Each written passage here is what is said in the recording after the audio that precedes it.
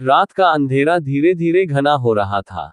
गांव के बाहर स्थित पुरानी हवेली से चमगादड़ों की चीखें सुनाई दे रही थी। ये हवेली वर्षों से वीरान पड़ी थी और लोगों के बीच इस जगह को लेकर कई डरावनी कहानियां प्रचलित थीं। जय, गांव का सबसे साहसी युवक, इन कहानियों पर यकीन नहीं करता था। एक रात उसने तय किया कि वह इस हवेली की सच्चाई का पता लगाएगा।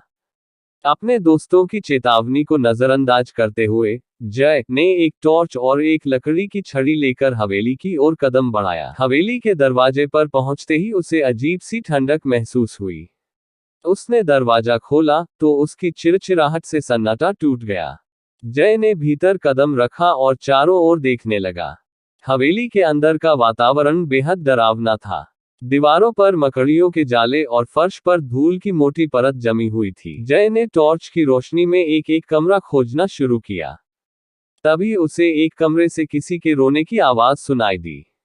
आवाज की दिशा में बढ़ते हुए वह उस कमरे तक पहुंचा। कमरे में एक पुराना झूला कुर्सी हिल रहा था, मानो किसी अदृश्य शक्ति ने उसे धक्का दिया हो।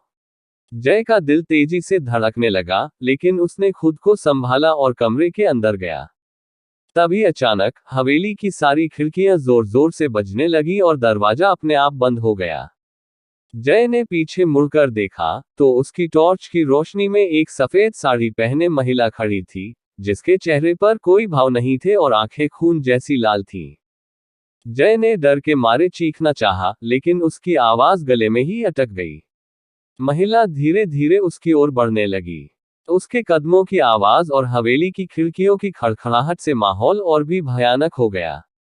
जय ने अपनी लकड़ी की छड़ी उठाई और महिला की ओर फेंकी, लेकिन वह उसके आर पार निकल गई, मानो वह एक धुंधला साया हो। अब जय को समझ में आ गया कि वह किसी प्रेतात्मा से सामना कर रहा है। उसने वहां से भागने की कोशिश की, लेकिन दरवाजा बंद हो चुका था। महिला ने अपनी भयानक हंसी से पूरे कमरे को गुंजायमान कर दिया। जय ने हिम्मत जुटाई और खिड़की की ओर दौड़ा। उसने खिड़की के कांच को तोड़ा और बाहर कूद गया। जब जय ने मुड़कर देखा तो वह महिला खिड़की पर खड़ी होकर उसे देख रही थी। उसकी लाल आंखें अजय को चेतावनी दे रही थी कि अगर वह फिर कभी इस हवेली के पास आया तो उसे छोड़ेंगी नहीं। जय ने अपनी जान बचाई, लेकिन वह रात उसकी जिंदगी की सबसे भयानक रात बन गई। हवेली की वो भयानक छवि और महिला की लाल आंखें उसकी यादों में हमेशा के लिए बस गईं। उस दिन के बाद से जय ने हवेली की ओर कभी नहीं देखा और गांव वालों ने उस हवेली को हमेशा के लिए छोड़ दिया।